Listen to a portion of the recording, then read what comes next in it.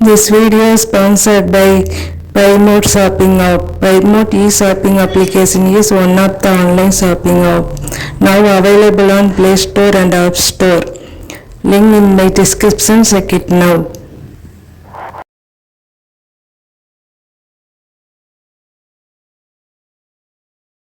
ஆழ்ந்த சிந்தனையுடன் மடக்கி கட்டின கைலியுடன் மொட்டை மாடியில் மெதுவாக உலாத்தினான். வீட்டு வாசலில் ரிக்ஷாவில் ஏறும் முன் ரமா, டாடி நான் ஸ்கூலுக்கு போயிட்டு வரேன் பாய் என்றால். சரி பாய் என்று கையசைத்தான். சிகரெட்டை பற்ற வைத்து மீண்டும் உலாத்தினான்.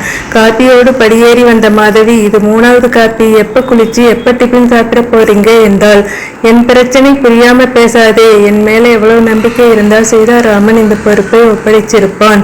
ஏதாச்சும் யோசனை தோணிச்சா? இல்லையா? இல்லையே மாதவி, ரொம்ப டென்ஷனா இருக்கு எனக்கு என்று காப்பியை பருகினான்.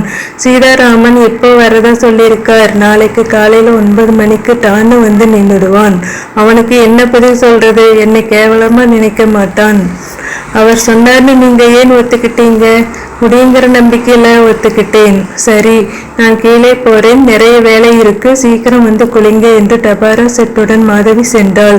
மற்றொரு சிகரெட்டை பற்ற வைத்து யோசிக்க ஆரம்பித்தான் நடேசன்.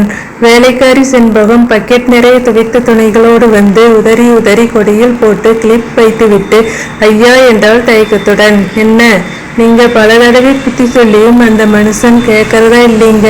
அந்த செருக்கி வீடை கடினு கெடுக்கிறான் ஐயா. இதை பாருமா, நானும் எத்தனை தடவை தான் அவனுக்கு அட்வைஸ் பண்றது, சில ஜென்மங்களை திருத்தவே முடியாது. இனிமே உன் புருஷன் கிட்ட என்னை பேச சொல்லாதே.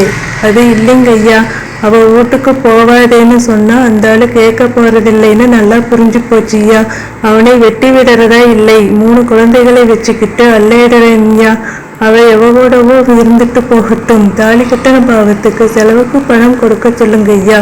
இதை பாரு, நான் வேற வேலையில டென்ஷனா இருக்கேன். இப்போ உன் குடும்ப பிரச்சனைக்கு பஞ்சாயத்து பண்ணிட்டு இருக்க நேரம் இல்லை. 2 நாள் கழிச்சு அவனை வந்து பார்க்க சொல்லு, புரிஞ்சதா? சிகரெட்டை மிதித்து விட்டு கீழே சென்றான். நடேசன் குளித்து டிபன் சாப்பிட்டு மற்றொரு காப்பியை ரசித்து குடித்தபடி ஒரு வார இதழை புரட்டி கொண்டிருந்தான். Good morning Natesan. தலை முழுக்க நரைத்த ஏகாம்பரம். பக்கத்தில் உள்ள காலனியில் குடியிருப்பவர். தினசரி ஓசி பேப்பருக்காக புன்னகையோடு குட் மார்னிங் சொல்லிக் கொண்டு வந்து விடுவார். வாங்க சார். என்ன சார் விசேஷம் பேப்பர்ல? அமர்ந்த உரிமையுடன் புரட்டினார். நான் இன்னும் பேப்பர் படிக்கலை சார்.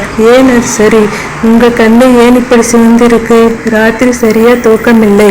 உடம்பு சரியில்லையா? இல்லை, ஒரு யோசனையில் இருந்தேன். நேற்று ராத்திரி நான் கூட யோசனையால் ரொம்ப நேரம் தூங்கலை. உங்களை என்ன யோசனை? எங்க காலனியில நேற்று ராத்திரி ஒரு திருடன் வந்துட்டான். அப்புறம் அவனை கையும் களவுமாய் பிடிச்சிட்டாங்க. சின்ன வயசு பசங்க சேர்ந்து அவனை உதை பின்னி எடுத்துட்டாங்க. சத்தம் கேட்டு நான் பால்கனிலிருந்து பார்த்தேன். 8 பேர் சேர்ந்து அவனை பந்தாடறாங்க. அவன் ரத்த காயத்தோட பதறான். நான் ஓடி போய் எல்லாரையும் விளக்கினேன். முறையா போலீஸ் ஸ்டேஷன்ல ஒப்படைக்கிற பொறுப்பை நான் எடுத்துக்கிட்டேன். ஒரு துண்டல அவன் கையை கட்டி ஒரு ஆட்டோல ஏற்றி கூட்டிட்டு போனேன். போலீஸ்ல ஒப்படைச்சிட்டீங்களா? அதான் இல்லை. ஏன்? அவனுக்கு 17-18 வயசு கூட இருக்காது. ஆட்டோல போனப்போ பேச்சு கொடுத்தேன். +2 படிச்சிருக்கான். மேல படிக்க வசதி இல்லை, வேலையும் கிடைக்கலை. இதான் முதல் முயற்சியா திருட பார்த்திருக்கான். மாட்டிக்கிட்டான். என்னை போலீஸ்ல ஒப்படைக்காதீங்க சார், இனிமே சத்தியமா தேட மாட்டேன்னு கெஞ்சினான். பாவமா இருந்துச்சு. சரின்னு அவுத்து விட்டு போக சொல்லிட்டேன். காலனிக்கு வந்து போலீஸ்ல ஒப்படைச்சிட்டதா பொய் சொல்லிட்டேன். உங்க இரக்கத்தை சாதகமாக்கி அவன் தப்பிச்சிட்டான் சார். ஒரு திருடன் செய்ய சத்தியத்தை போய் நம்பியிருக்கீங்களே. இதே மாதிரி தான் என் வைஃபும் சொன்னா. நான் செஞ்சது சரியா இல்லை, அசட்டுத்தனமான ராத்திரி பூரா யோசிச்சேன்.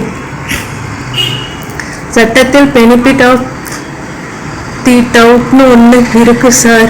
ஒருவேளை அவன் கெஞ்சலும் சத்தியமும் உண்மையா இருந்தா அப்படி நினைச்சு மனசை சமாதானப்படுத்திக்கிட்டேன்.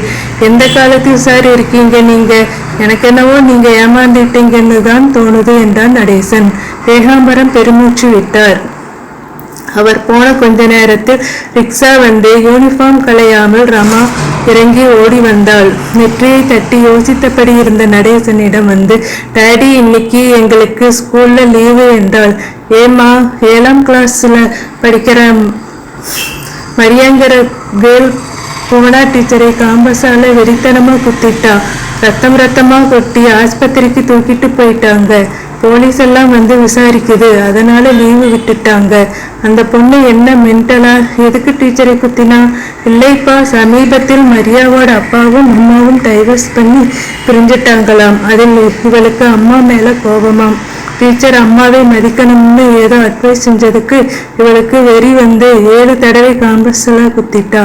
போலீஸ்காரங்க கேட்குறப்ப சரி போதும், ட்ரெஸ் மாத்திட்டு போய் ஏதாச்சும் படி, மிச்ச கதையெல்லாம் உங்க அம்மா கிட்ட சொல்லிக்க, டாடியை டிஸ்டர்ப் பண்ணாதே என்றான் நடேசன். இருங்கப்பா, நான் ஃபுல்லா சொல்லிடுறேன், நான் ஏற்கனவே டென்ஷனா இருக்கேன்னு சொல்றேன் இல்ல. நடேசன் அதட்டியதும் ரமா மிரண்டு விலகினாள். மாலை 5 மணிக்கு நாற்காலியில் சாய்ந்து அமர்ந்திருந்தான் நடேசன். மாதவி அருகில் வந்து, சீதாராமன் போன் செஞ்சாருங்க என்றாள். எப்போ? நீங்க பால் வாங்க போயிருந்தீங்களே அப்போ. ஏதாவது உளறி தொலைசியா? நான் என்ன உளரப் போறேன்? என்கிட்ட ஏன் கோபப்படுறீங்க? சரி, என்ன சொன்னான் அவன்? நாளைக்கு 9 மணிக்கு வர்றதா சொல்லி இருந்தார் இல்லையா? 8 மணிக்கே வராராம். புரிஞ்சது. வந்தா என்னடி பதில் சொல்றது? என்னை கேட்டா என் மரியாதை போயிடும் மாதவி. இதை ஒத்துக்கிறதுக்கு முன்னாடி யோசிச்சிருக்கணும் என்று நொடித்து விட்டு போனாள் மாதவி. தரையை கூட்டின செண்பகம் அருகில் வர 2 கால்களை உயர்த்தி நாட்காலி மேல் வைத்துக் கொண்டான். ஐயா, நீங்க அவருக்கு புத்தி சொல்ல வேண்டியதில்லை. ஏன் திருந்திட்டானா? இல்லை, என் பிரச்சனைக்கு நானே ஒரு முடிவு எடுத்துட்டேன். என்ன செஞ்சேன்? அந்த சரோஜாவை கொண்டாந்து என் வீட்டிலேயே சேர்த்துக்கிட்டேன். அவளுக்கும் சேர்த்து பொங்கி போடுறேன்னு சொல்லிட்டேன். சக்காலத்தியோட அனுசரணையாய் போயிடுறதுன்னு முடிவு பண்ணிட்டேன். எப்படி மனசு கேட்கும்? என் மனசை பார்த்தா பிஞ்சுங்க வயிறு காயுவையா? என் மனசை விட பசங்க வயிறு முக்கியம் இல்லையா? சரி, ஏதோ பிரச்சனை தீர்ந்தா சரி. நடேசன் தன் சொந்த யோசனையில் மீண்டும் இறங்கினான்.